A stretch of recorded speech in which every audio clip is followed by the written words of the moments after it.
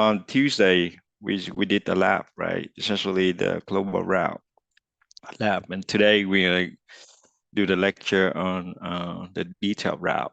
So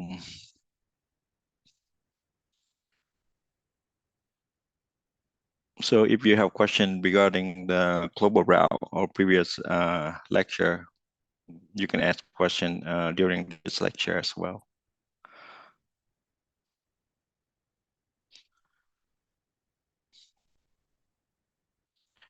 So for today, we're gonna look at essentially the overview,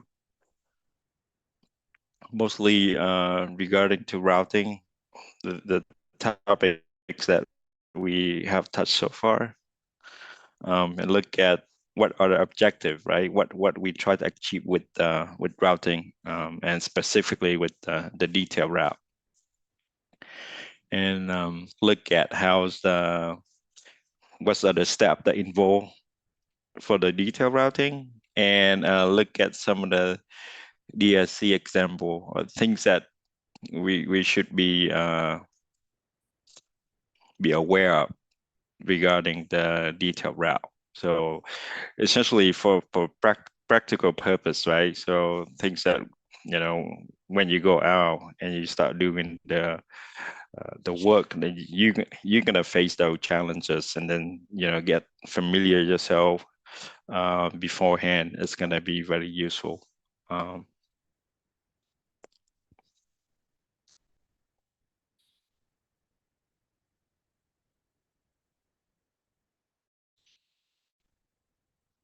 okay, so we look at this before. So this is like the overall agenda for the routing, right? So we went through the introduction, challenges, objective. Uh, so those on the I think routing one. So and then the global routing. And today look at the detailed routing here. And next week we're gonna look at the post route optimization.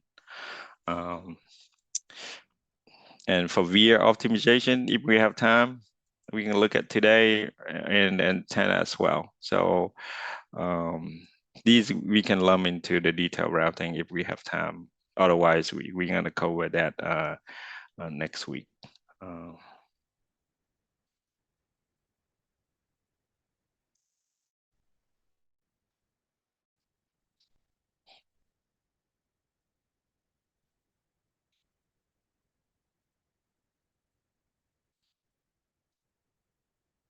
so as I mentioned last time, um, if you look at the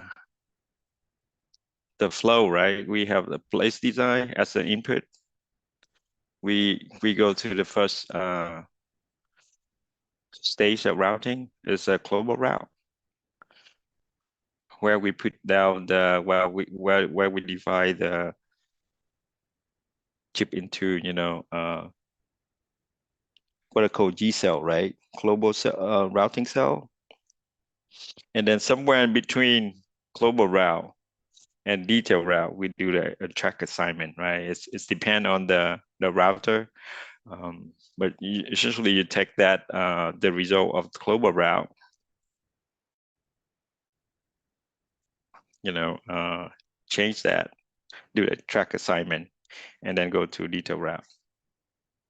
Um, and we're gonna touch on the time agreement routing and crosstalk agreement routing, or crosstalk aware routing as well. And the key here is the physical, right? I mentioned that is different, very different from what we done so far prior to routing step. It's all about estimation and prediction, right? But this routing step is different, right? This is the stage where we actually put down the physical wire, right? A piece of wire with, width and spacing with the real geometry, right? So anything that we didn't do a good job so far is gonna show up here, right? So this is like the last one to essentially validate all the things that you did in previous step, right? And then the second thing is the complexity, right? So just want to review all that because it's very important. Sometimes it's just too a little bit overwhelmed with all these information. Um,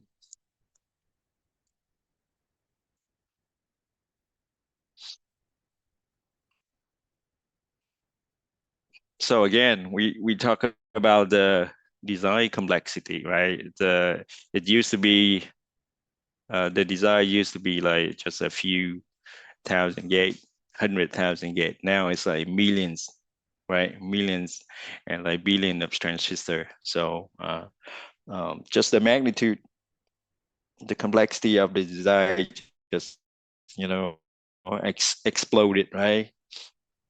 And um, and on top of that, the technology, right? So if you look at the we look at the metal stack last time, right? So the technology just getting more complex. The layer get more varied and diverse, right? So the width, the thickness, just add just add essentially another dimension to the complexity. And when the technology keep going down to ensure that the chip come out, it's actually working. So you have additional, advanced, very complex DSC, right? So design root check. So if you look at here, right? So it, in the old technology is very simple. Remember, say width and spacing, right? So just a handful of DSC rule. And when you go down, from 250 down to 10, it's like 10,000, right? So instead of checking just a handful, now you have thousands of DSC rule that you have to check. The tool have to do it. Um, so that's another aspect of it. Um, and then while you do all of that, you still have to consider the PPA, right? The power. Make sure you minimize the power. You keep the performance intact and reduce the area, right? So say you try to do so many things at the same time. So that's why the tool getting better and better, right? But you always try to squeeze the most out of the tool or the design, right? So yeah, and just the emphasis here is that whatever that we did in previous step, whether we did a good job or not so said a good job, then this is the step that gonna, overdose gonna show up, right?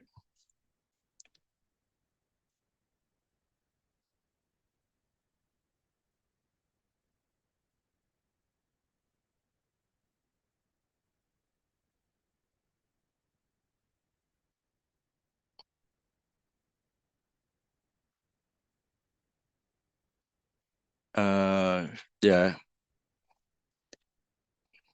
Another thing I want to mention is it's kind of like the so like the overall guideline for what we try to do is always PPA, right? So for various steps, the focus is slightly different, but essentially we try to achieve that, optimal PPA result, right? So specifically for the routing step, right? So we look at the power, we try to minimize white length, right? Reduce dynamic power, performance, right? Make sure that the signal route has been routed efficiently, right? So and the area, certainly we want to minimize that.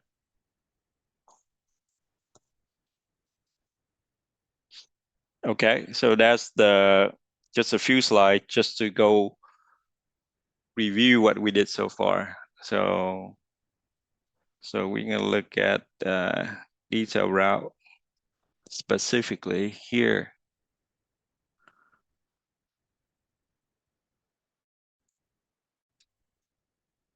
So what exactly being performed or executed during detail route, right? So so the step that come before this is global route, right? Where we look at the main focus was the route ability, right? Is it possible to route it design, right? That's why we do global route. We look at congestion, and the congestion I must tell you the feasibility of whether you can be able to route the design cleanly, right? So, and then now let's assume you went through global route and congestion look great, right? So now we're gonna do the detail route. So the detail route gonna very much take the blending or the global route blend and convert into the physical wire, right? So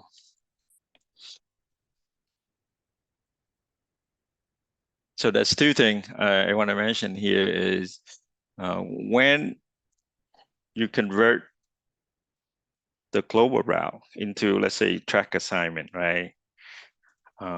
And then putting down the wire is how to consider two, I think, overriding aspect, right? One is what I should say is the geometry aspect of it, right? So every single wire has to meet the width and spacing, right? Because it's depend on your constraint. Certain wire has either a default width and spacing, or is it the NDR, right? So the non-default rule on them. So the router has to meet those requirements, right? But those are purely geometry, just to connect them cleanly. But as we optimize the design, that's not enough. That's like the baseline. The baseline is to connect it cleanly. But then performance-wise, it has to satisfy the performance, right? So that's where the what I say it's more like the electrical. So not just have to route it cleanly, but they have to route it efficiently, right? So minimal crosstalk, right? So minimal delay induced crosstalk to have really good performance, right? So those are two things. If you look at what the tool try to do is they always look at those two things, right? So kind of like baseline and how to make it better. Um, and of course, right, the main thing is if the tool have to choose between route a net with a violation or keep it open, the tool gonna choose to route the net, right? So the net has to be connected. So that's the key, right? All net has to be connected. Otherwise, your design is not functional, right? So it's when a net is not connected, then it's not functional, right? So it has to connect it first, and then we try to see if there's DSC, how we're gonna fix it, right? So as you can see here, this is just a simple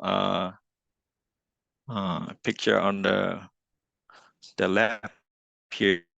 Essentially, just a bunch of G cell, right? And then you have some, in this case, some vertical and horizontal, essentially the grid. And then, so you think of on the left is global route, and on the right is the detail route, right? When you actually assign a route, a net that go to multiple G cell, right? So this let's say A, B, C, D, right? So it's traversed through multiple G cells, and with a certain track assignment, it connect to the pin, right? So that's what we try to do is global route with the G cell, and then we finish up with the detail route where you have the physical uh, geometry of the net, everything connected.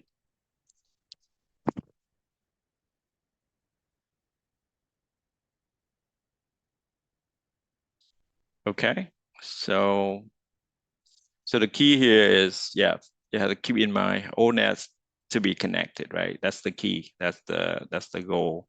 And then we have to meet the DSC. And after that, we have to meet the electrical, right? The performance.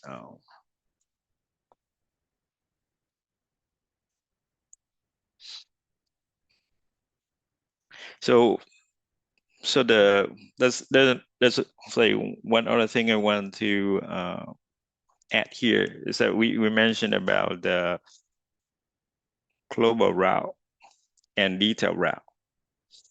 And sometimes people talk about track assignment, right? So usually track assignment is come in between, right? So after global route, you do track assignment. So some router track assignment it just it's lumped into detail route, right? So it's depend on the tool, but essentially some complex design, people suggest that you want to do the track assignment as a dedicated step, right? Because it's so complex. It's good that you want to create a separate step for track assignment. So the tool have the opportunity to look at, different aspect of uh, like crosstalk, right? They can do assignment upfront. So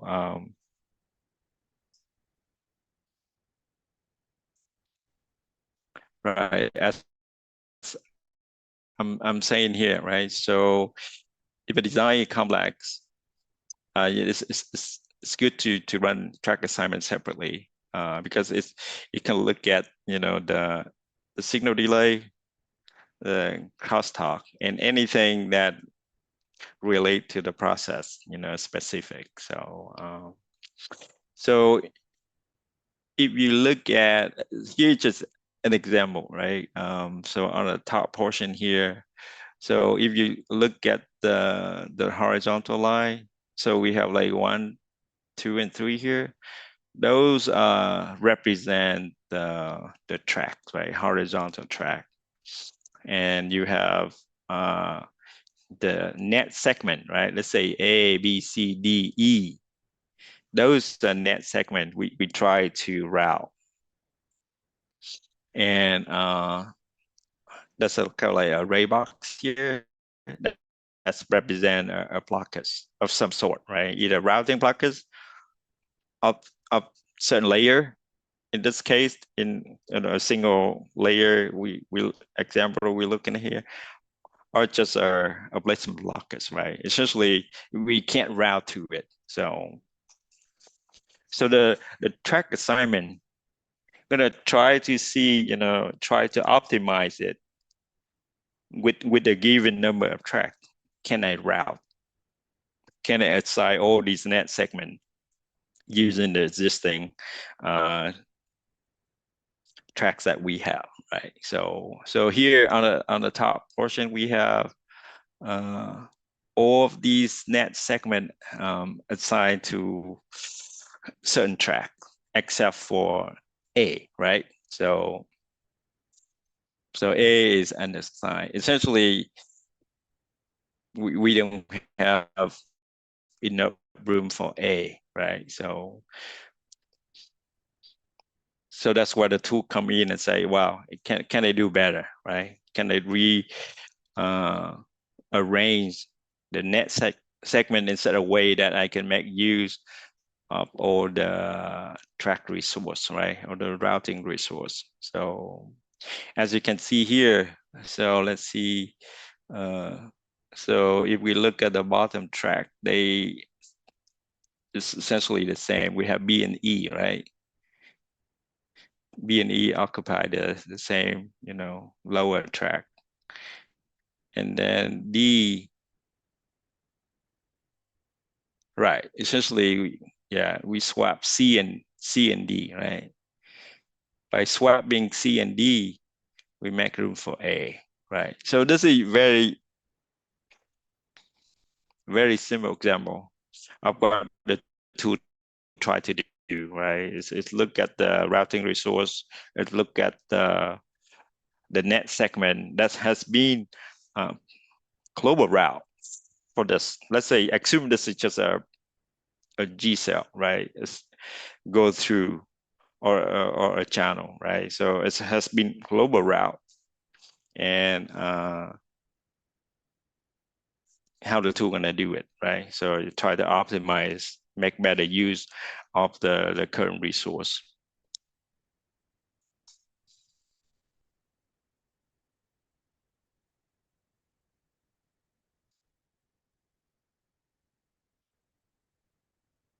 Okay, so next one is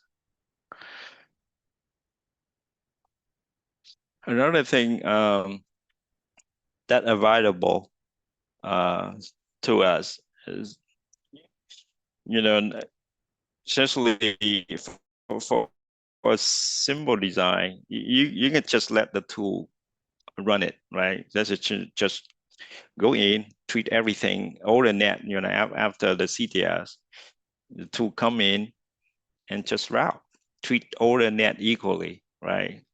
It's depend on whatever the algorithm of the router is used, right? Whether it's do the global routing algorithm where it's do all the consider all the net at the same time, or it do like sequentially, right? With certain order. But for challenging design, you may want to have some control on certain net, right? Let's say certain critical net that if you keep running, let the tool run it, and then the tool doesn't do a good job, right? And say, well, I want to help the tool out a little bit, right? So because you understand as a designer, you understand what are the critical net, right? Based on the information that you have, the topology of the placement of the macros, right? The connectivity of the netlist.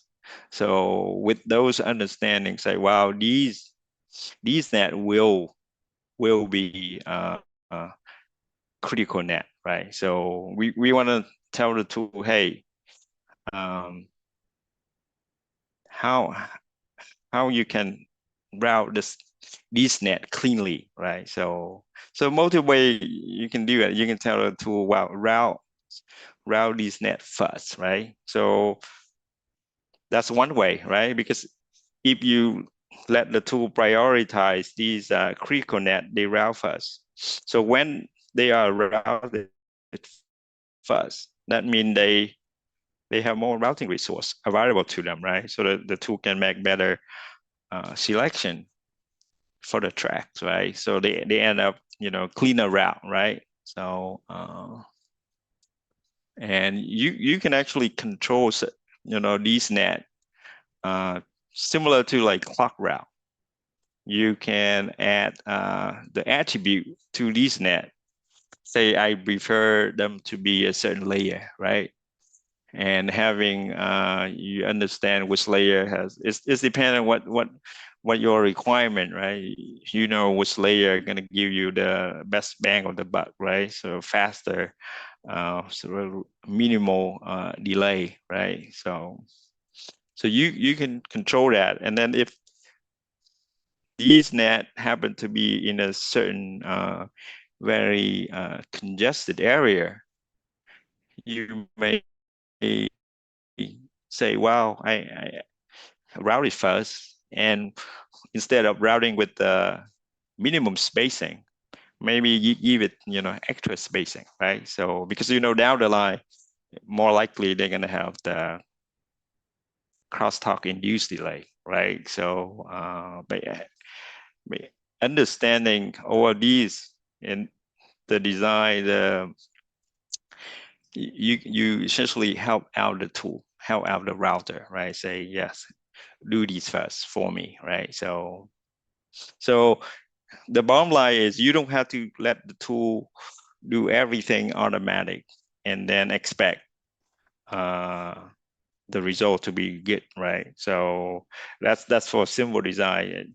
Usually, in challenge design, you have to understand the design a little bit more, and you need to tell the tool certain things that you want the tool to focus on, right? So because when the tool look at everything, they look at everything equally, right? It doesn't know what your priorities are, right? So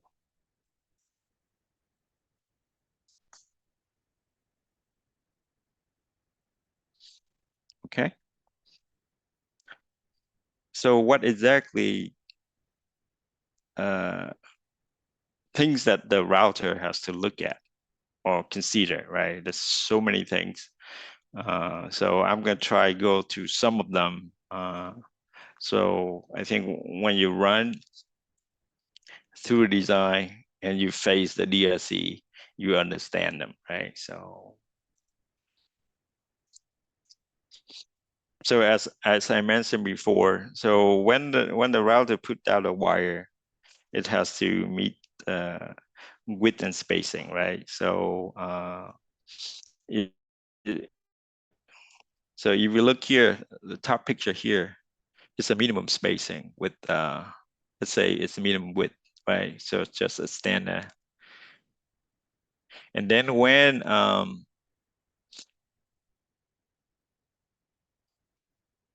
the thickness of the matter increase, the spacing no longer a minimum spacing, right? So they different. So in this case, it's just example here is instead of minimum spacing of zero point 0.4 micron, it's not 0.4 meter. It's like micron. It's become like 0.6, right?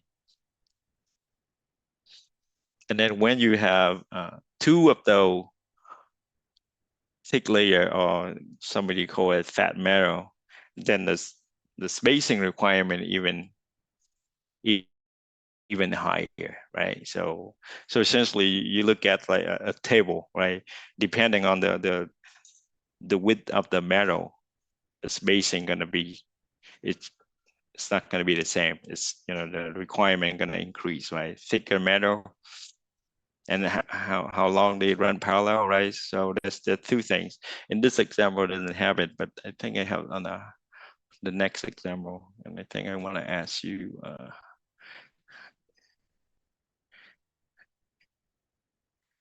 think on the next example here. So this is the real.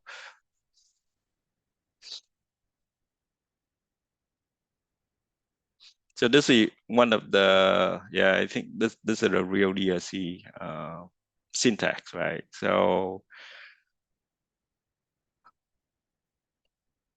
essentially, if you look at the first one here, so this is the default spacing, right?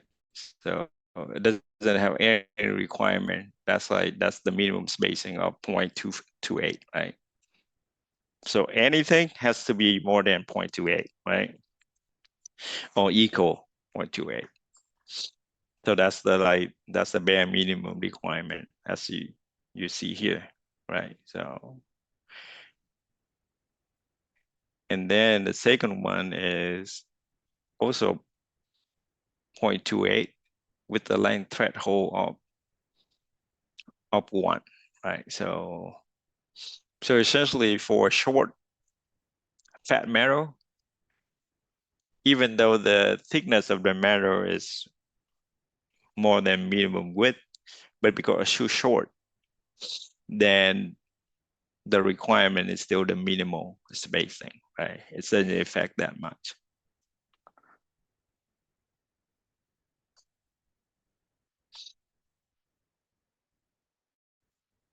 And then you have the third spacing rule is that instead of having less than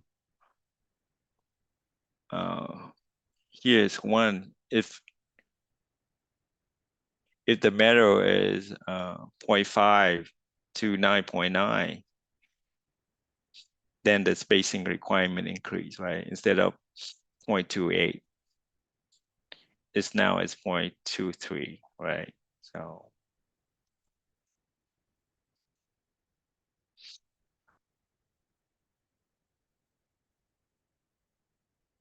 So can somebody explain why the number what I highlight here in red is a violation? According to the DSC rule I have here, 1, 2, and 3, C is a violation.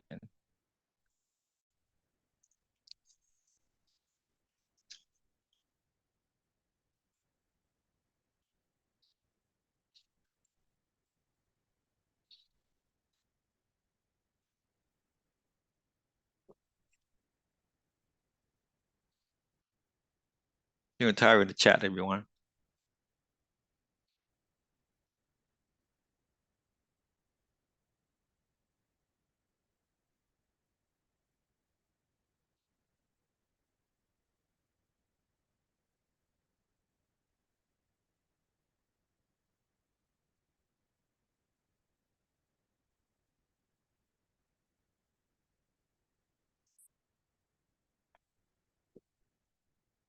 Okay, so I do have some response here.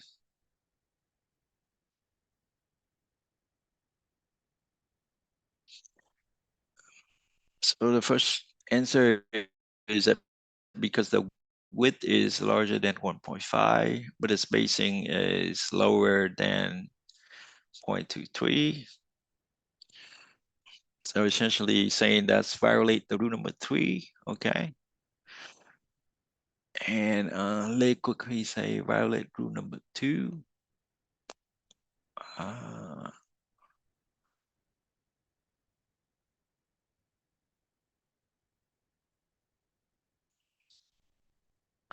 okay, let's saw some more. Let me see. Okay, so I think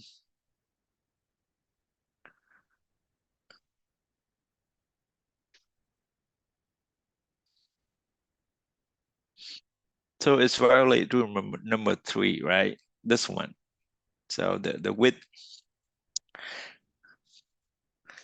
is between 1.5 and 9. So in this case, the width of this wire is more than 1.5. So the spacing has to be 0.23, right?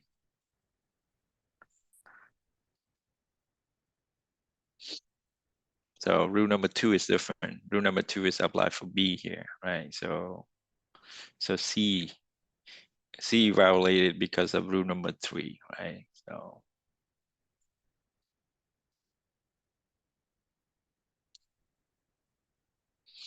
and then D is no violation because the width is less than,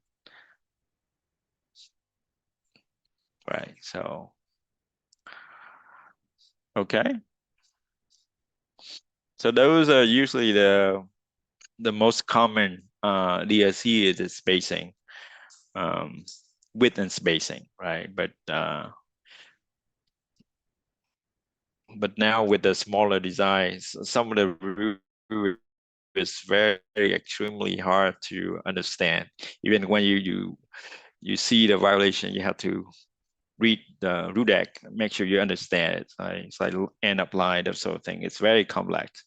So, but it's all based on this basic one. Is that yes, certain width as it need to be a certain spacing.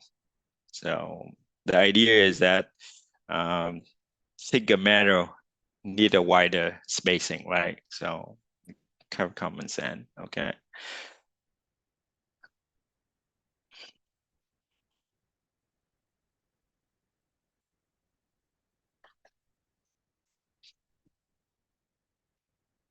So On top of the width and spacing, that's another one very important as well, is the area, right? So the idea is that if you write if you draw a piece of metal that's so small, more likely that when the manufacturer, that area is going to disappear. It's just so small that it doesn't make any electrical connection, right? So that's a called a mean area and mean size, right? So that's two things. That's the area, and that's a mean size in this case, right? So let's see. So I have here. So the rule we have here is, so the area has to be, that's the like a mean area of zero point 0.7 micron, square micron, right? And the mean size is, that's two number, right? The mean length and mean width. So, and then the area corresponding to it is a 0.25.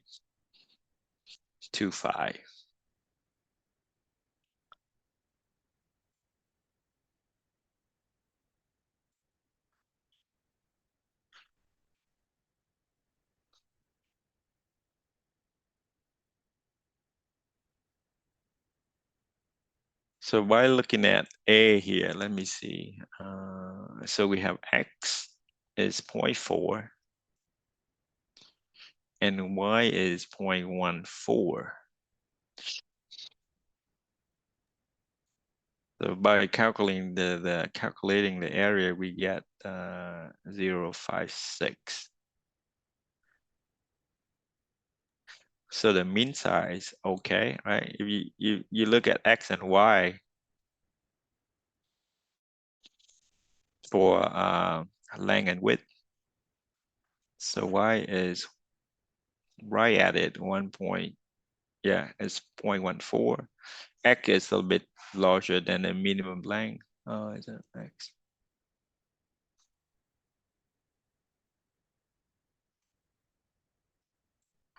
Right.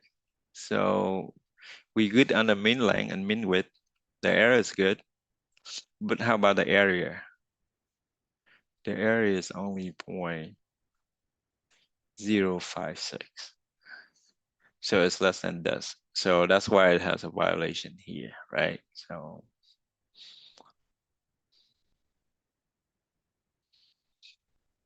I have a question here. What is the logo?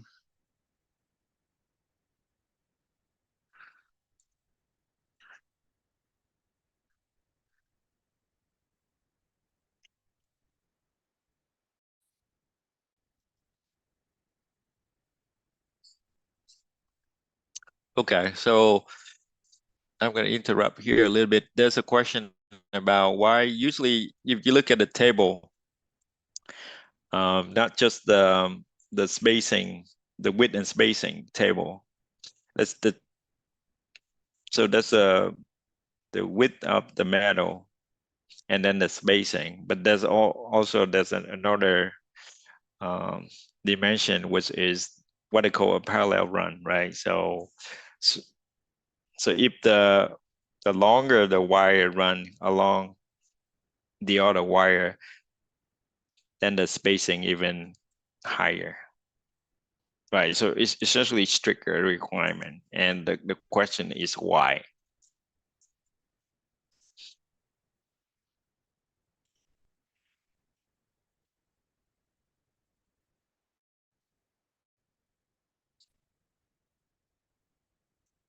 If you think about the OFD DSC is that, right? So when we draw a piece of metal um, in the computer, and then when you actually manufacture that piece of metal, it's not the same, right? It's not going to be ever perfect. It's never ever straight like that, right? So when you draw like a rectangular, let's say if you look at piece of metal here, it's rectangular. you're not going to be able to manufacture exactly like that, right? So the reason is it's just a chance of, the longer the wire going to be parallel, it's just the more chance of the rule being violated, right? So so essentially just say, wow, I need more.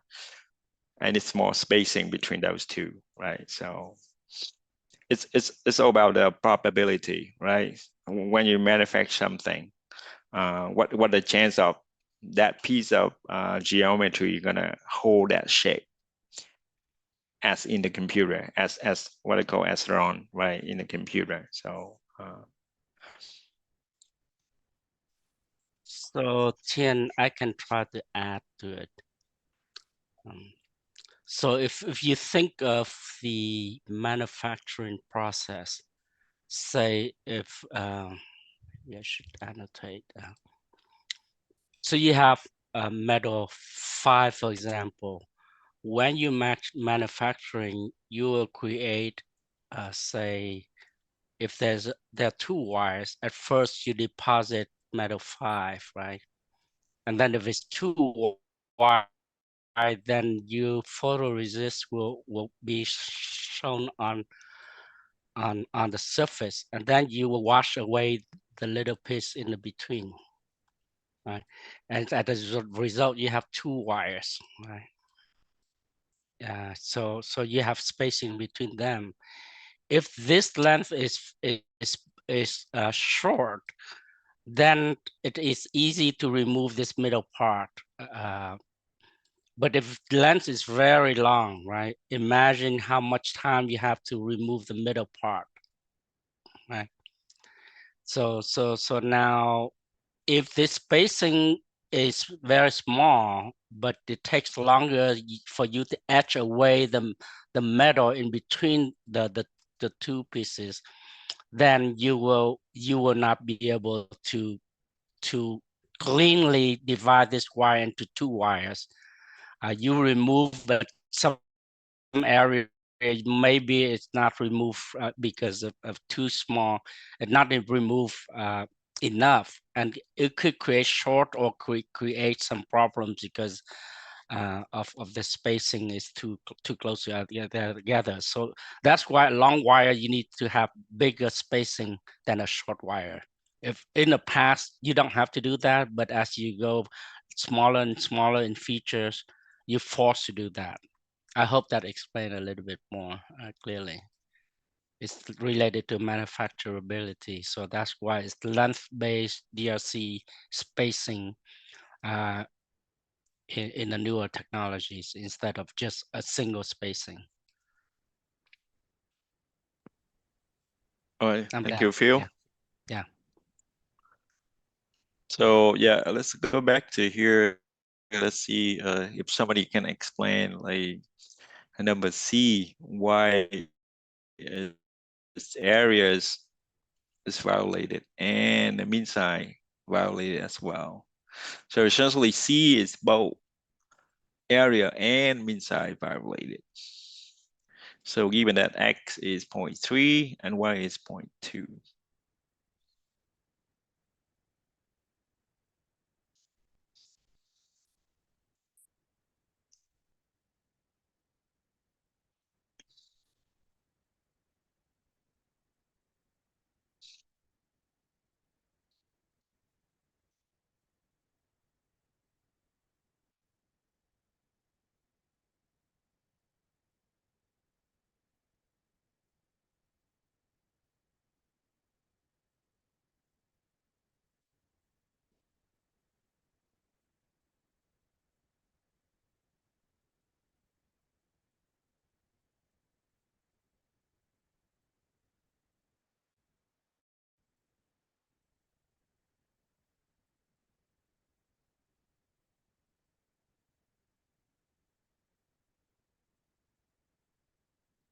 I think, yeah, so I have some answer here. So the area is it's very straightforward, right?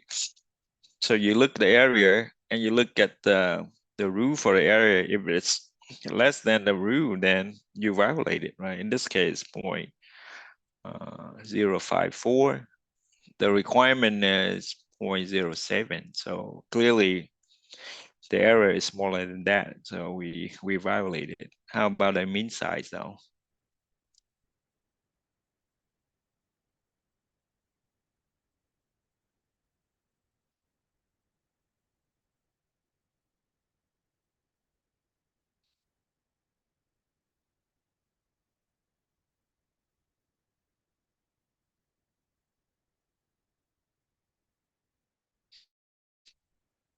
So this says two things, right? So look at the same thing as I think Fukawa explained. If if you draw a shape that you have an edge, right? A side that's too short. That's what you think about mean size. Then you're not going to be able to create that.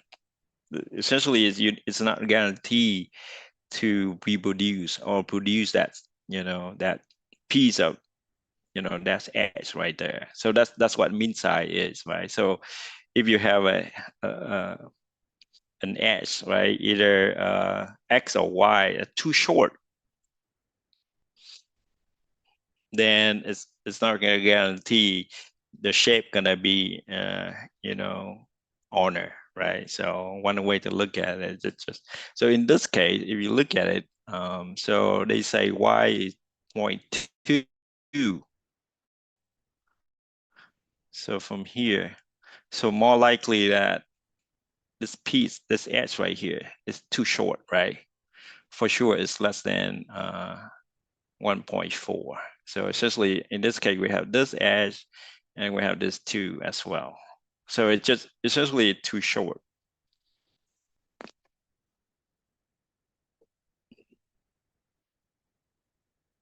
Y and X, yes, right. In this case, right, the Y is, the requirement is 0.14.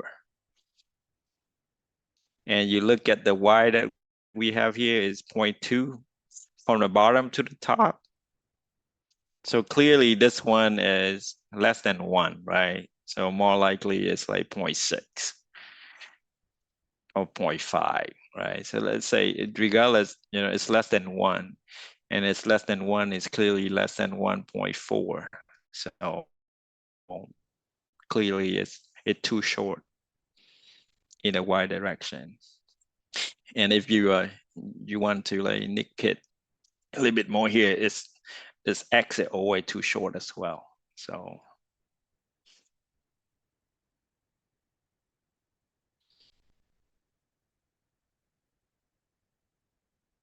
oh no, this one is good. I think it's overlapping. They're counting this piece too, so we okay. So this one is bad right here. Yeah, right here. The Y. Yep.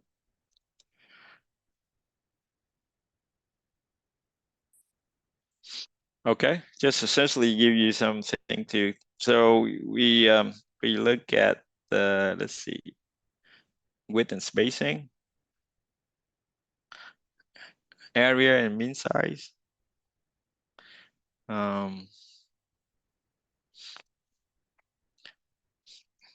Another thing is the router can do is um, like we haven't mentioned a lot about via, right? So the via or the interconnect, right, between the layers, right? So so there's a rule for spacing for the via as well. So sometimes the tool can do is you think of it. So the default via is right at the center of the intersection, right? On, let's say, on the right here. So if two metal intersect, then the default via is gonna be the same center, right? So with that intersection.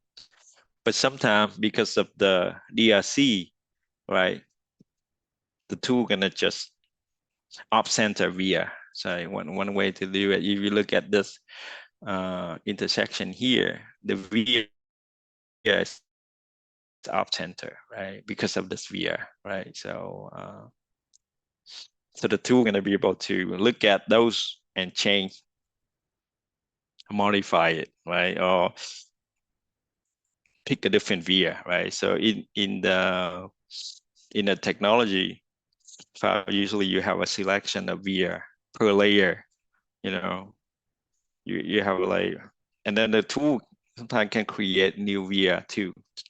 You know, they create a new via, make sure it's meet the DRC um, for that technology.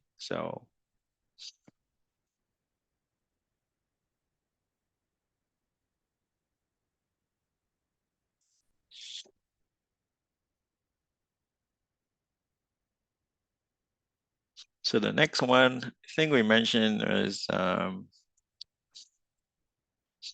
for signal that's sensitive. You know, we can put the shielding, right? We run a power around, you know, power uh, along the side of the piece of wire, right? So usually we do it in the same layer, right? But for even a stricter requirement, we can do it same layer or the layer above and below, right? So essentially create like a conduit protecting this piece of wire, right? To make it really clean.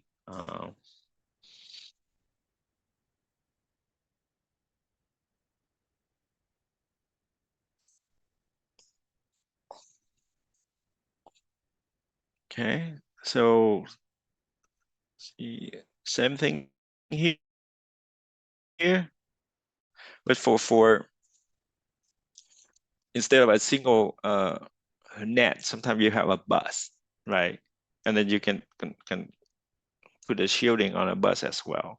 But instead of do a single net, you know, the bus can the way the bus is designed that these signal can run parallel, right?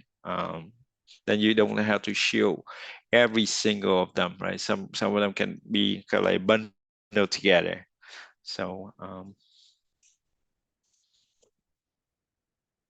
because of the way that they design, it's okay to run them together, right? So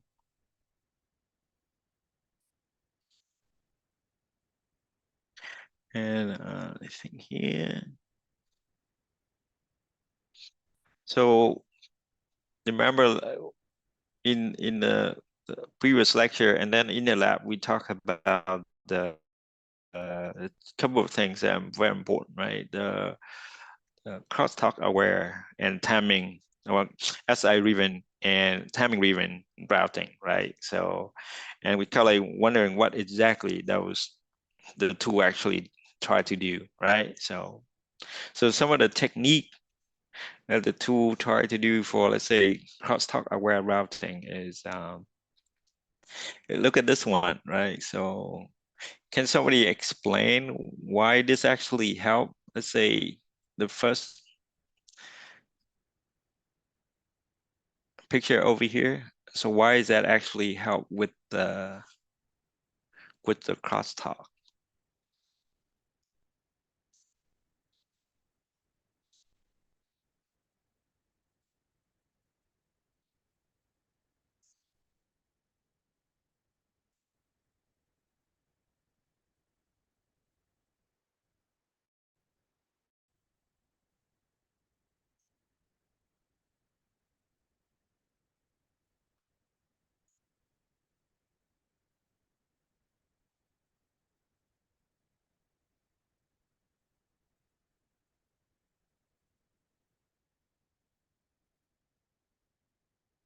I think it's kind of like for the first one, it's more like self-explanatory, right? So the idea is that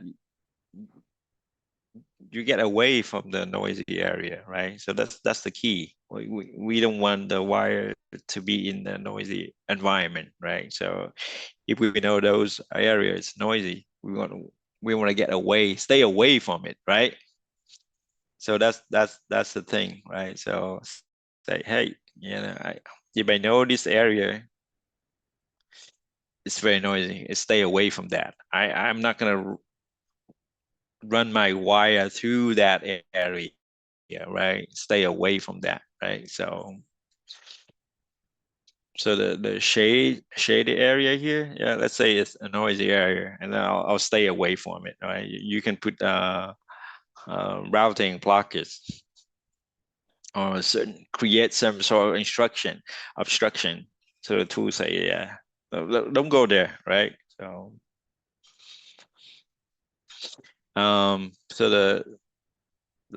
so that's the first method is that stay away from the noisy area. So the tool knows, right?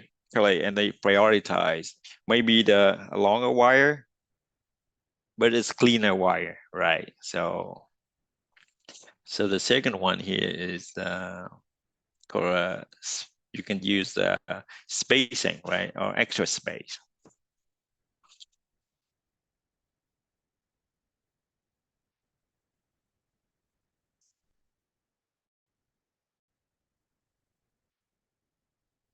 So you look at these potentially you can run these three wire, right? A little bit closer, but they intentionally space them out, right? So here you have the top, the middle, and the bottom wire, right? They have more space, right? So that's the portion that they run in parallel um, doesn't have a lot of crosstalk between them, right?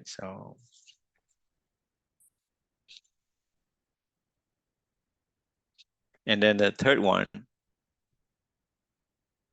is we calculate mentioned before is we can not just spacing, we want to add shielding along that. Let's say assume that middle wire is very critical net, right? We don't want to get disturbed um, by the other wire. Then we put shielding around it. So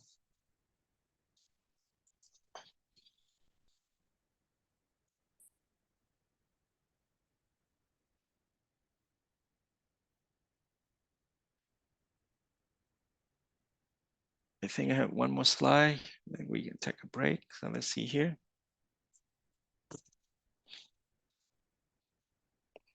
So essentially, similar concept. So, let's say this, if you look at this one, we have these two wire running parallel and they have minimum spacing. So DSC is fine, right? Geometry is fine, but the electrical requirement probably not so good. So the tool can space them out, right? So this DSC is fine, but we want it to be cleaner.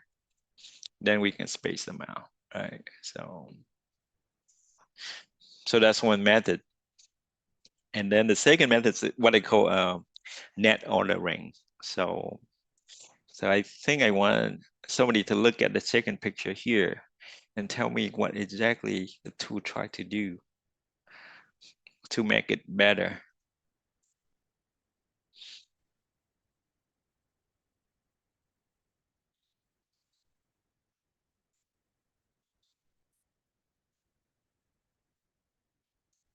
Yeah, you look at the second picture and see, look closely and see. Yeah, I kind of like pointed out these two wire here. And what do they mean by net ordering? And what exactly what a tool try to do that you think is going to help crosstalk?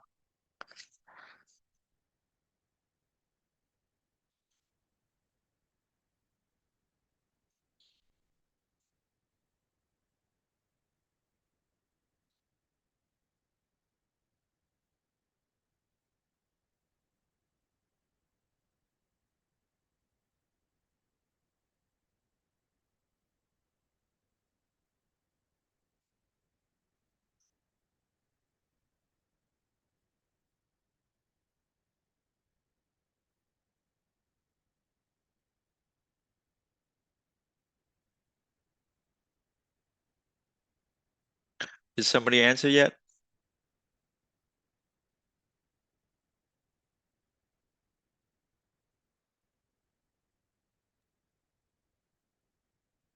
So one answer offered is that it tries to separate the same layer net. Try to separate same layer net. Okay, so I think we can look at this together, right? So let's say on the left here, if you look closely, the first net here, right? And the second net, right? So very much they run in parallel for entire length of the net, right? So here, these two wire go from left to right, and they go down, left to right, right? They go up. So if you look at those two net, they run parallel for most of the wire length, right? That's not good. When you have a long net and they run along next, next to one another, that's not good for crosstalk, right? So let's see what the two try to do for the second one here. Say, oh, so what they did is the first net stayed the same, I think. Let's see here. But the second net actually swapped with the third net, right? So the order, look at the track order, right? You think of this as like net 2 and net 3 has been swapped, right?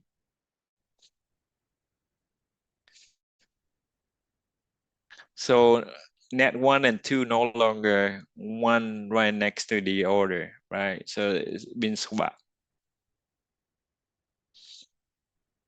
Right. So if these are two net that we has the crosstalk, that's one thing the tool gonna do is changing the order, right? So because it's the easiest one is to do with the white spacing, right? But in this case, you're dealing with the limited resource within the channel. Then you can't have more space, right? To like move the wires away. So the next best thing is to swap with another wire, right? So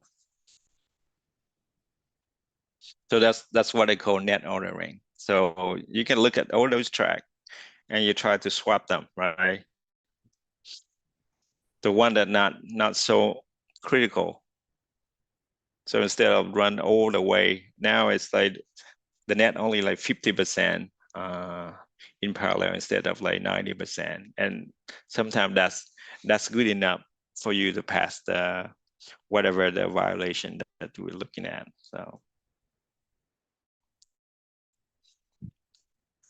So what time is it, Dave? So is that 10? Yeah, we're at 5 after. Okay. So I think it's good time to take a break. And I think after that, I think Phil and has an announcement for the final project, and then we can continue with what I have. All right. So Dave, could you help put up the timer for 5 minutes? All right, I'll start the timer here. I'll take over the screen. All right. Sounds good. Thank you.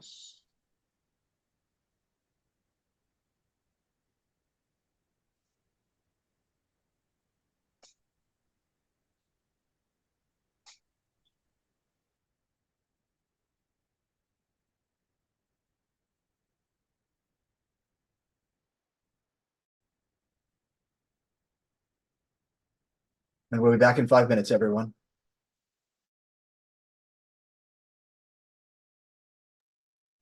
Hi, Vu, can you prepare to talk a little bit about the DTMF?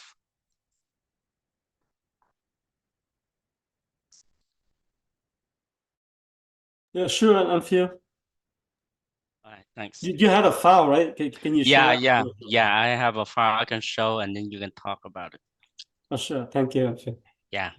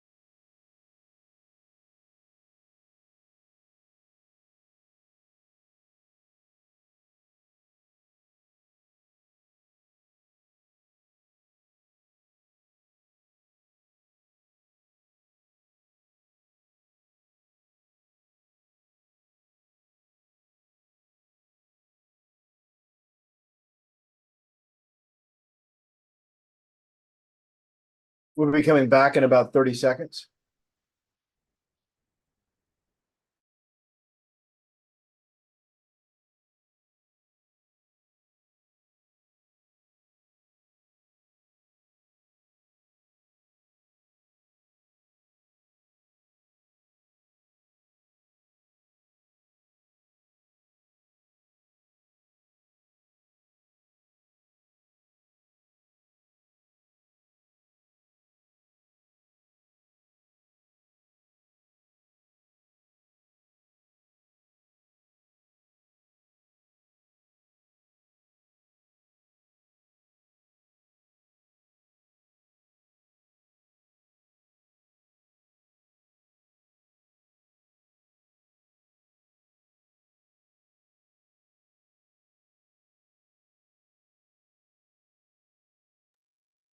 All right, I think I should get started. Is that okay? Yes, Phil. All right, so can you guys see the screen that shows the syllabus? Yes. Okay. So first announcement, due to a late request, next week on the 30th, we will have a break due to the holidays in Vietnam. So we will slide everything down 1 week.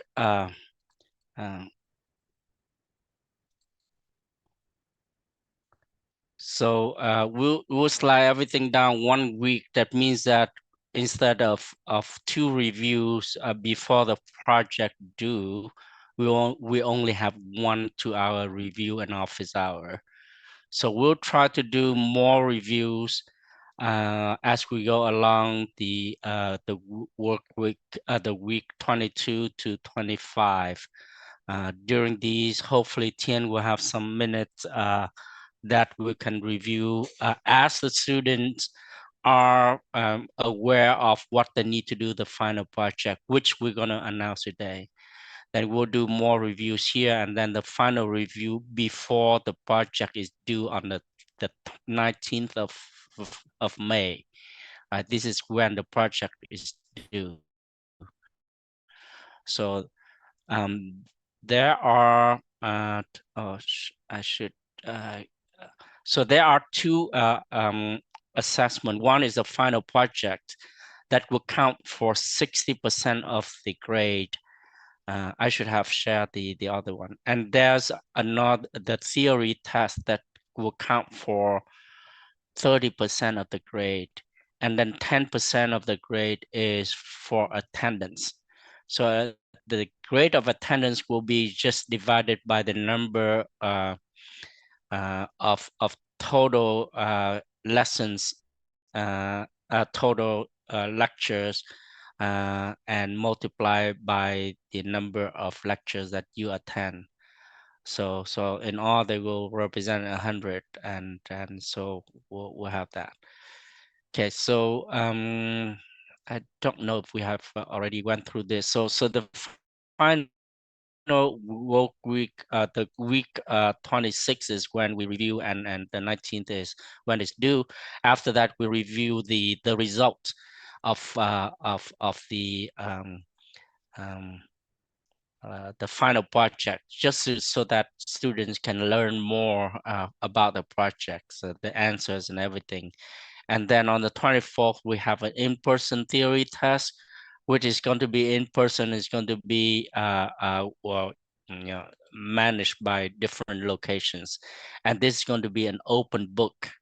Open book means you can bring in anything, you can search internet and everything to take this test. So the idea is that you know where to get the answer when you need to do the job, so that you don't have to memorize, but you have to understand. And then the 28th is when the final week is the first part of it. We'll review the answers, so that oh, actually, I took it back. The 21st is when we review all the key takeaway, not the answers.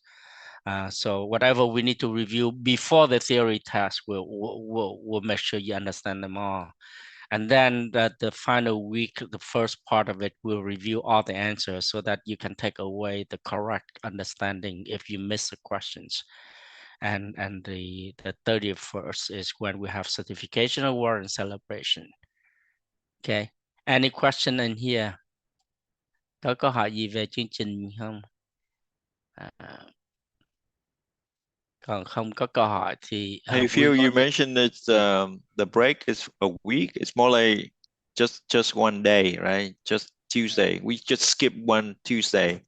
The Tuesday next week. Yeah. Did I say a week? No, I said on the 31st only. Next week, the Tuesday we skip. The Friday we're gonna go. Right. Just want to make sure. Yeah. Right. Just Over here, one session. Yeah. Right. Yeah. Okay. And so yeah. And then on the final project, I already share online, but just quickly go over it. So perhaps you can read, and then we can have, or you can have more questions by posting it online, or you can bring them into into the lectures. But basically, we're gonna have an SOC that I'm gonna ask Vu to go over a little bit so you understand that little SOC, what it does. And then you're gonna go through the whole physical design, meaning netlist to netlist, netlist to GDS, and you go through all the steps that we go through, like floor planning, placement, CTS optimization, routing optimization, chip finishing. You run through the whole thing as if you're gonna tape out and manufacture, with all these goals of no DRC errors, no DRV errors, violations, no timing violations, with the goal of minimum cell areas. Keep in mind, this is cell area, not the die area, meaning that you can have small cell areas for power, and also so if you have less cell areas, then you will have more room for filler cells, and you have less power consumption. So these are high level rating. We will come up with different ways of rating, but what you do is similarly to the lab, you're going to copy the data, which is just input and constraints, to your workspace, and then you're going to start doing the work there. So I'll ask Bo to give you an idea of the functionality. But basically, you will have, in addition to netlist, you have timing constraints, the reference libraries. So you have MMMC, SDC, you have left files. This left file includes everything. And you have IO placement cells and file, and you have the scan chain depth. You have a list of filler cells. You will have a buffer list and an inverter list for CTS constraints. And thanks, but for helping with running all these things, I'm just creating documentation for you, but has gone through the test case and run different frequency to come up with the different constraints here. And on the import, you have MMMC files, and the MMC file will determine will have the speed. We'll have one speed requirement that is specified in the MMMC file, SDC file, and you want to try to meet those speed constraints. And then you have the floor plan constraint where we specify exactly what we need to do, but you will need to create the floor plan yourself. So you have a core, the floor plan will be based on a core size of 842 microns each side. And then you have a a core to IO distance of 100. So you're gonna use a create floor plan command to create your floor planning, and the pins at the IO placement and the corners are defined by the IO placement cell that I mentioned earlier. And then you will save the data and the scripts at a predetermined locations to help the instructors to grade your stuff. So you would go through floor planning, you place the macros, and you create a power grid. We have a requirement for power grid. First of all, you have a ring around the core boundary with these width and spacing requirements. So you create a ring around here with metal 5, metal 6. Details is in this project. So you're gonna come up with a script to create those rings, and then you create one additional ring around a macro. One macro doesn't have a ring, so you create a ring around a macro. So so you have this specification, and this is a macro, so you create a ring around it for VDD, VSS, and then you add the power and ground straps. So this is a straps. So you have an offset, you have a pitch. So the width and the length and the layers, and then in between 2 pound ground, you have 1 micron, and between the pairs, you have 100 microns. So those are specifications you're gonna create, and then you're gonna route to the pound ground to the paths. There are paths around here that are VDDs and VSS. You're gonna route them. You're gonna route the standard cells, in metal, the pins standard cell, and also you route the ring of the different macros to the grid and to the straps. So you learn all those things. You're gonna do that yourself, and after that you run placement optimization to optimize for timing, and then you store the database, the script, and the timing reports at predetermined locations. And then you run CTS optimization.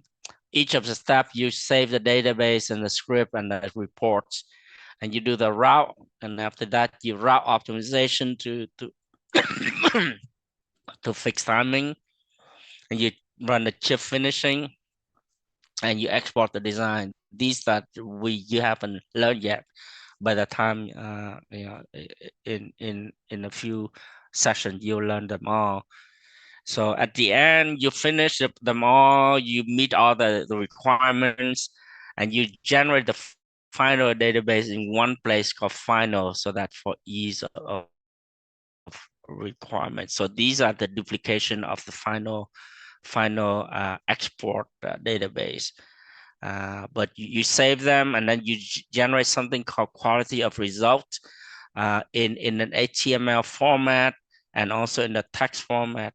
I hope I put it. I didn't put it in text format, but so the HTML will show the picture of your floor plan, including the macros. I don't have macros here, but if you put the macros here, it will show exactly where an orientation of the macros you put, and then it will generate something in here that helps with the. It's hard to see, but basically it will have a snapshot of the place, and when you do a pre-CTS and when you do CTS, after post-CTS, each of these stages, it has some result in terms of WNS, TNS for setup and hold, and for different paths. So this is a summary to help us evaluate the quality of your result, including DLV violations, clocks, the design, the density, the number of instances, and the power. But we couldn't figure out how to list the power in here. So I'm going to work with Bud to see if we can get the power numbers on. So basically you generate all these things. And then you do individual report timing. You open the final Innovus database, and you runtime design, and you report the power, you do report power, put it in a predetermined location. So we can extract the information from your run, automatically grade them. You also report the area. So PPA, right? So this is how you're going to be judged. So you would run just like the final physical design step, as if you're working for a company. At the end, you will have submission. So this Google form will be provided to help us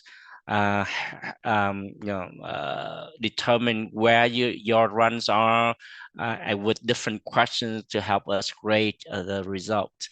So that form will be shared later on. For example, the Google form will say, where's the run directory, right? Have you done this? Have you done that? What is, what are the different, there'll be some technical questions related to what you do too.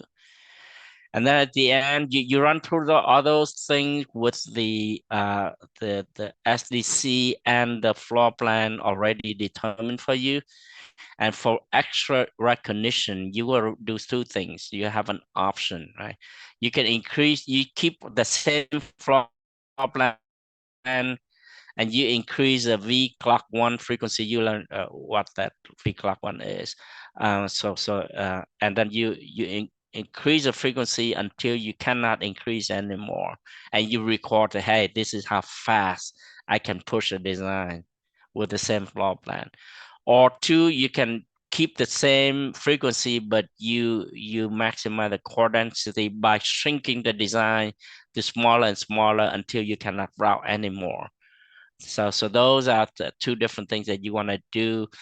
You might be crowned, the fastest design without DSC errors, or you can crown the smallest design or whatever.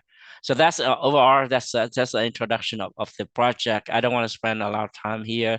So you can just read through, and then next lecture we can entertain questions. So so there are two things that I need help with. So first of all, we'll talk about the DTMF, the functionality of it, and later on. But if you can talk about the frequency, increase, whatever additional things that we need to do. So that's it for me. Any question before we go through the presentation of? So Phil, Yeah. so you mentioned about this document, when the student can actually start the project. They can start working on it now, because we So already they have the data. yeah. We have the data for them. Yeah, we have Oh, the I data. see. Okay. So the data is online, right? So if you go to Mount Trusamy, so the documentation tell you. I see. I see. Project. Okay, Right, that's good. DTMF. So this is where the student will get the data from. So Mount Trusamy projects, right? In the same area as lab. So they go in here, they copy the documentation and the inputs, and that's it. So I see. inputs, they already have all the things that they need, including netlist, MMC, and everything. So they follow the instructions, and then they can start working on them immediately whenever they want. So Okay. so in terms of the lab times that we already discussed, so FPT will support Phương, will support us. Any students who want to spend any time additionally for the labs, they can register, right? Where they can register, say, hey, I need to be using the FPT cloud for this time. They can register. Please work with your TA and get extra time instead of just having the regular restricted time for the whole group. From now on, you can ask for more time to do your project, okay? And the TA should be able to help you understand more about the project. Any other question?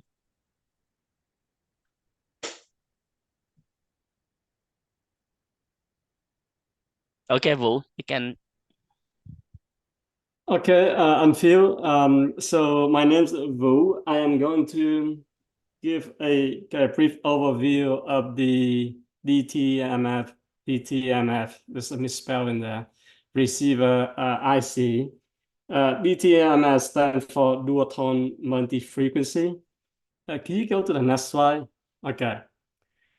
So DTMF was a telephone technology was invented by Bell System, which is a belong to AT&T, American telephone company, back in 1963, so over like 60 years ago. And the idea is pretty simple. Basically, you see here is a number of keys like on the phone, except the number ABC usually not show up on the phone. And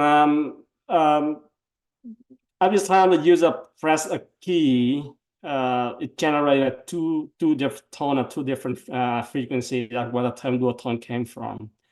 And this frequency was selected so that it's not like easy interfere with other like a conversation or noises in the environment.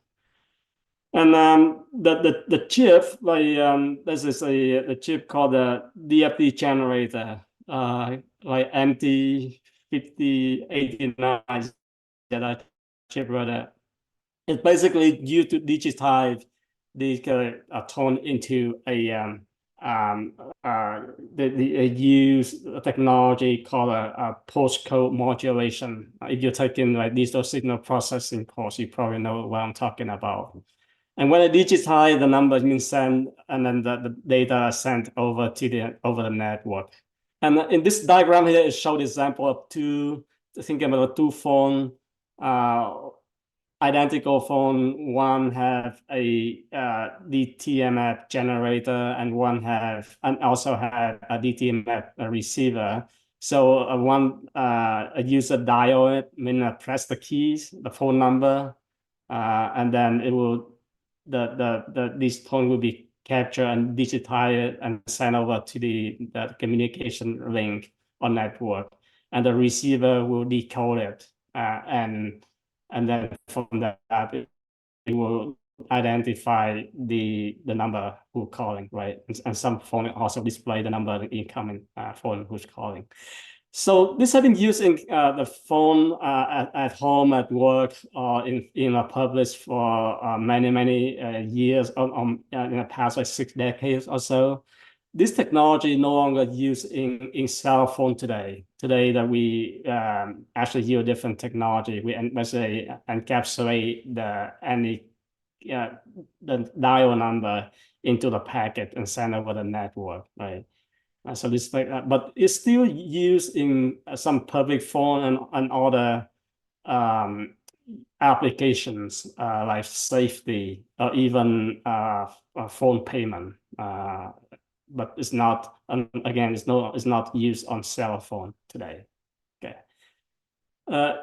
If you go to the next slide, and Phil. So on this project, we are going to use a chip or IC called the dual tone multi-frequency receiver IC. This is a very classic project for when you take in like a design courses.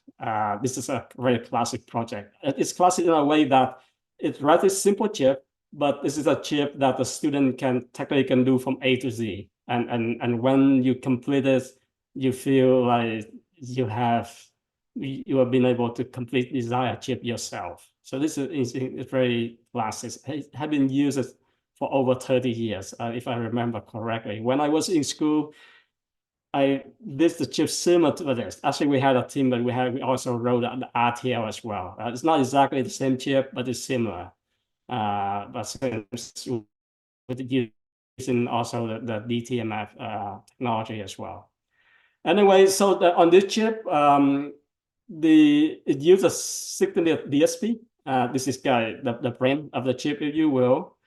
which had like a single mark to perform like multiplication and addition for the DFT and whatnot, right? It operates up to a 25 megahertz. I don't know if but you push any frequency on this or not to make it more interesting. But according to the database, I'm sorry, according to the document of this original document, it's 25 megahertz. It has some ROM. This is very small ROM for to store the code or the program the DSP, right?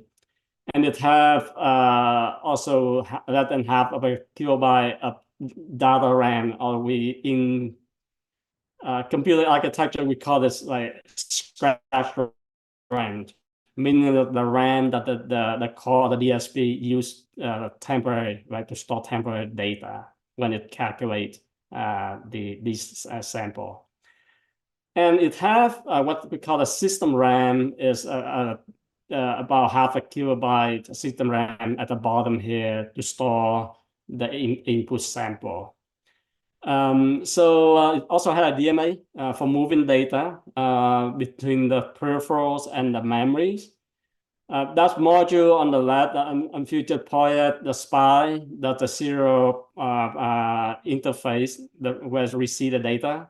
The module below that the PCM conversion, or host code modulation conversion, which is it used to expand the Mueller compressed sample which is received from the transceiver and to a more linear PCM sample before the DSP can process it. And on the right hand side, the RCC is basically it called a result character conversion. What it really is that after the DSP have calculated the it basically have working on the input sample. This RCC is used to compare the results and identify the input sample. Identify was a number 1 or number 2 or number 3, right? The dial number. And the module below that is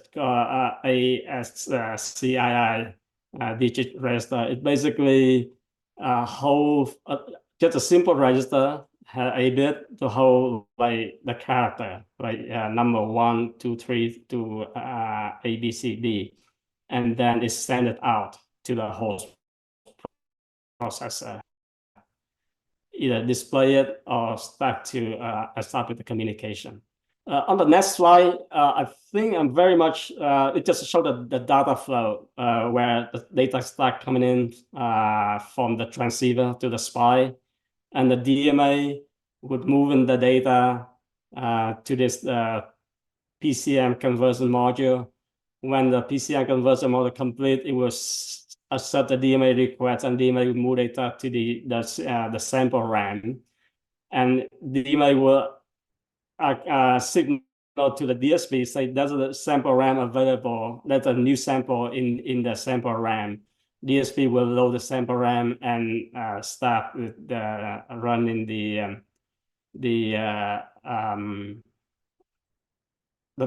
processing, right? And in the left-hand side here, it shows this is the kind of flow graph of the Gauss algorithm, which is used for the DSP to calculate the signal spectrum of the PCM samples.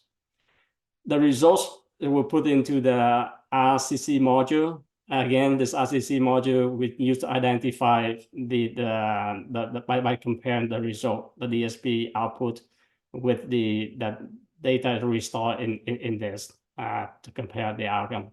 And when it identified the character or the digits, it was sent to the ADR module and sent to the host processor.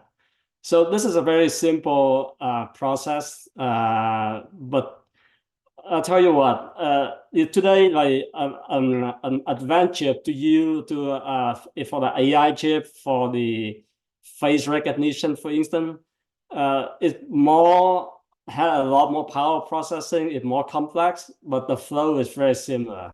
You had input data, and then you have from a camera sensor, an ISP, or the in the signal processing to process on the data, put on an on-chip memory, and a neural network processor will use to identify the person, right? And when how the outcome is sent out for the host processor to decide what to do with it. So that's why this chip is very classic.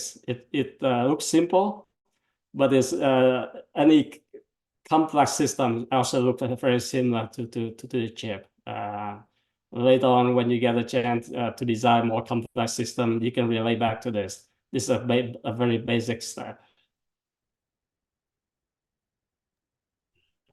Sounds good. Thank you for the explanation. Anybody has any question for Vũ?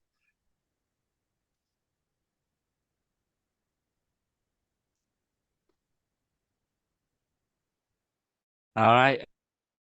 So as you review, you might have questions later, but can you comment on the frequency that we are changing when we say push a frequency? I think it's V clock 1. How's that V clock 1 related to this this diagram? Is that the DSP clock? Yeah, hold on, let me share Z0. Can you hear me? Yeah. Okay, let me share. Bo, can you stop Okay. sharing? Yeah.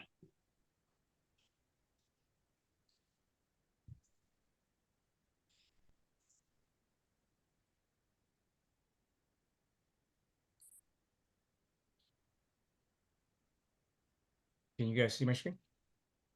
Yes. Okay, so for those of you guys want to push the frequency on the Fmax, we call Fmax is the max frequency on this design. So there's two clocks, right? There's V1 and V2. If you'll open up the SDC file, so currently the design is running at a pair 7. I think that's 142 megahertz. So if you want to push the frequency, you want to make a change in here. Okay, so you got to make a change. Let's say you want to push this to reduce by about 14%, make it run at about 167, reduce the period to 6. You have to do the same thing to V clock 2 also, right? Because this is the double clock. So you would reduce this to half of that, right?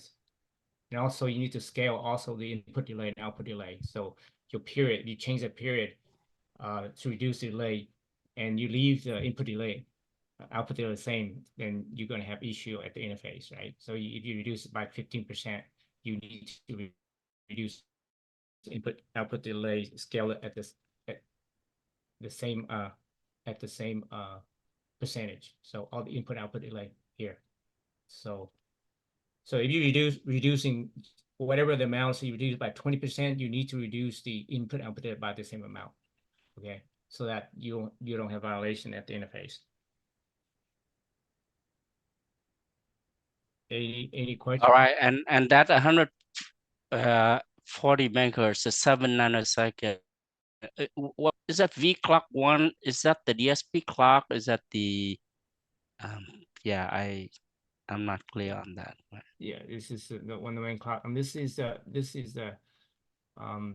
kind of like a divided by 2 clock, the V2 Yeah. clock, right? So you need to scale this. Let's say you push this down to 5, right? So this needs to be this V2 need to be 10, and then you need to scale all the input delay and output delay by the same amount. So that way you leave enough time. you pushing well at the interface too, and not to the interior. Okay. On the area. Yeah. Any question on how to modify the SDC to scale it down or to push Fmax? One option to simplify, maybe we push a frequency down, but we ignore the IO paths. We can discuss that. So Yes, yeah, you can do that. But the issue with that is the tool is going to work on, let's say it's going to work on all of the worst violation first, right? So you have to change the skew group and so on. it make it more actually more. The tool will focus on the on the worst case, so you have to guide the tool. I don't think the student will have. That's just additional challenge for them. Right. We'll discuss more about the change in the SDC for faster speed, because I don't think we want to leave it open. Maybe we can just provide multiple SDCs already. Everybody using the same SDC when they push a frequency, but we can discuss. Okay. Anything else? And Phil, this is the I think this is the format we want to do. We have power here, internal power, leakage power, and everything format the report that we talk about. Okay. So I have all the report here. Okay. So okay. Well, we'll turn this into the commands that the student can run so that they can produce the same thing for us. Yeah. Okay. All right. That's that. I think, did I miss anything? Yeah, that's all. That should cover yeah, the non-stop. We can leave you can we can give it back to Tian if there's no other questions. Thanks, everyone. Okay, let me share my screen again.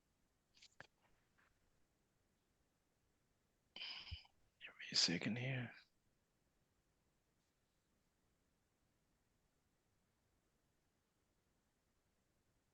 Yeah, so the idea is that now you know the project, you can start working on it, start asking your TAs questions and asking us questions related to, and we will review as a request, we'll review the A to Z, all the different steps, review again, what do you do? And in the documentation already show you the steps, but we'll review as needed. Thanks. So they can use the laptop to do the project as well, right? So whatever Yes. that the allotted laptop that they have, they Yes. can use that for the project as well. Right, but they use it as a group, but if they need additional lab times, then they can ask for it, register, đăng ký, they call đăng ký with Phương, and then they're not going to open up because for everyone all the time, because that's a waste of money. So if you need to, then you register and you need to use the register time, right? So you don't register and don't show up as a waste of the FTP money. And Phil, is there a specific instruction how the student do that? Do we have instruction for them specifically how to request? Please contact Phương and we'll maybe is Phương in here? Right. We'll get a way for the student to contact Phương and submit the request directly. We don't want to be in between. Sure, yeah. They need the procedures, and that way they don't waste time. They can get on it right away. We'll do that. Thanks. Okay. So I think we have about 10 minutes. Is anybody have a question regarding the lecture, the detailed routing?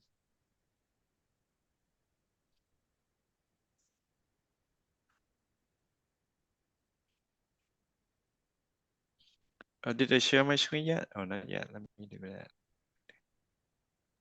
Yeah, we're not seeing your screen yet. Okay. Oh, there it comes.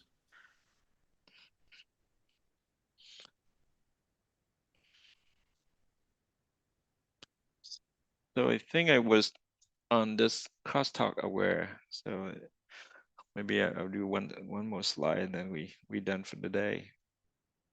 So talk about two things, right?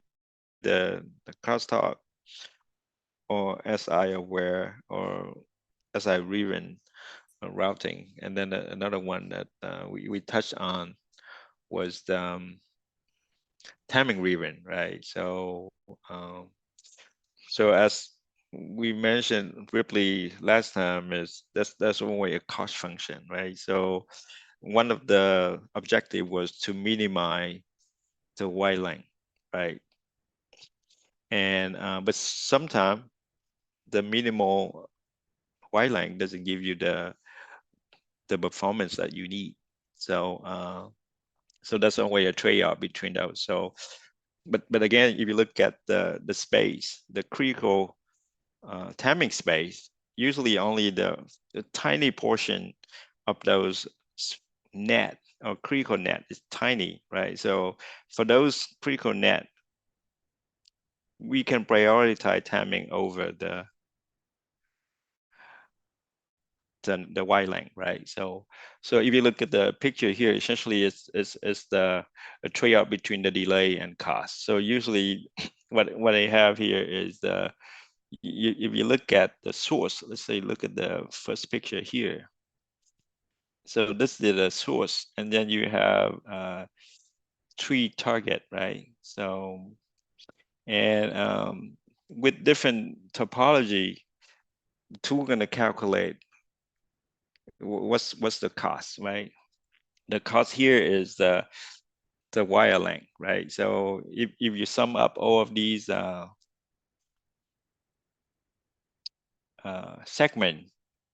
net segment together from the source to all of the pin that's connected, then that's the cost, right?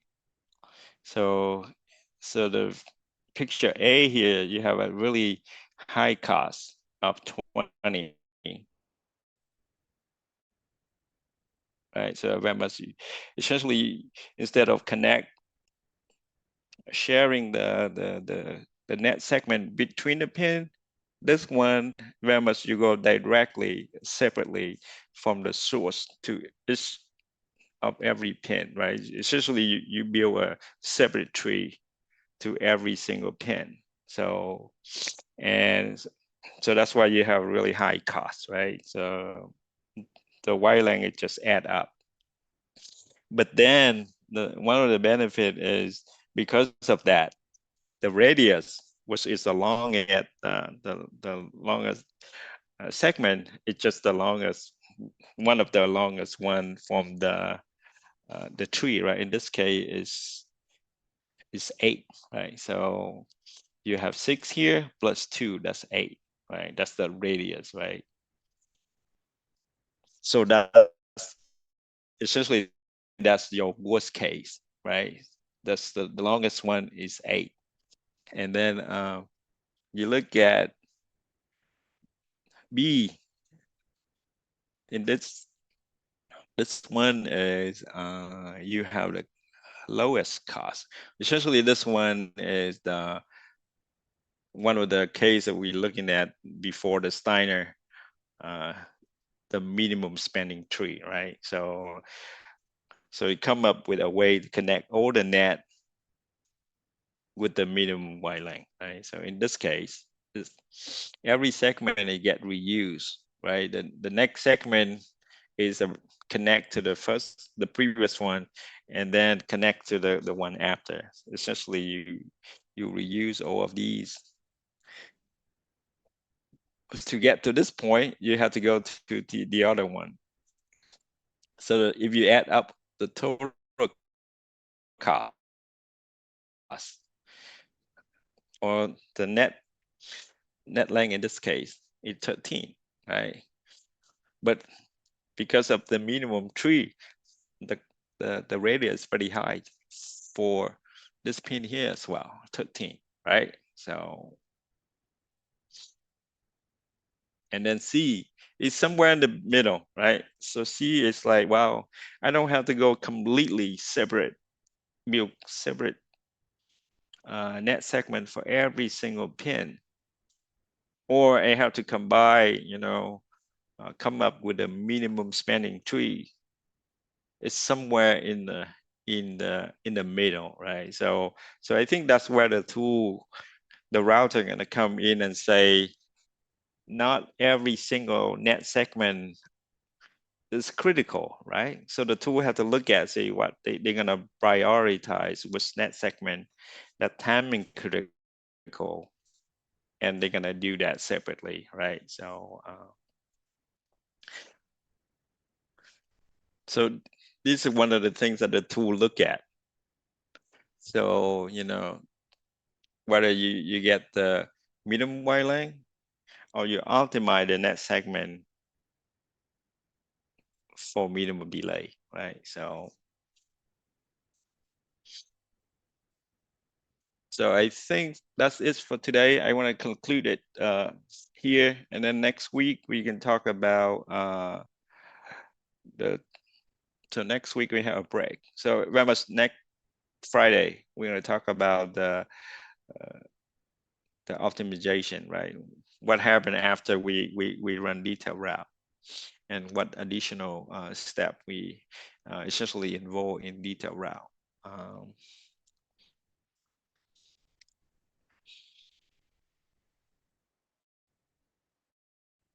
So any question for the lecture or the material that Phil and Vũ and Bat present regarding the final project?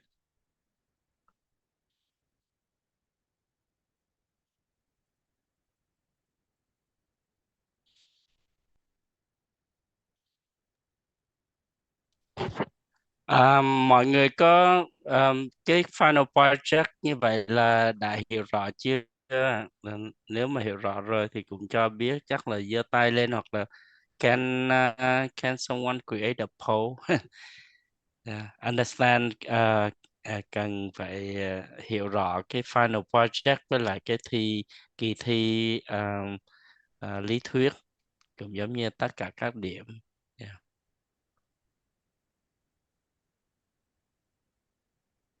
Yeah, it's important that they understand what. Yeah. Can someone know the poll can create a very I don't think I can create a poll because I'm not there. Are you wanting one created right now, or? Yeah, I create one right now, say yeah, I understand it all, or I still don't understand. Something like, we need a feedback, right? So is everything okay or no? It'll take me a second to get one set up here. Yeah. If we could have students just if they have additional questions, we can use the reactions is the fastest way. So we just need to know thumb up, thumb down on in terms of their understanding of what needs to happen at the end for final grading. All right. So the students, if the students can use the there's a green check and a red X in the reactions.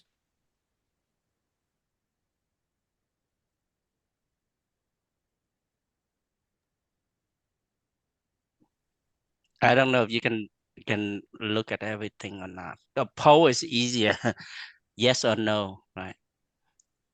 Then we can see how many yes, how many no's.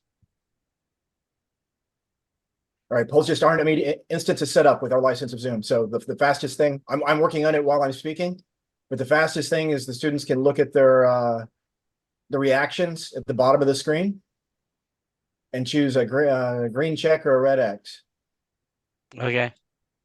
And I'm getting there. I'm trying to get a poll set up. So mọi người có thể cho feedback được không? Tức là theo lời Dave, một là tôi hiểu hết rồi thì cho một cái màu xanh, mà không hiểu thì cho màu đỏ.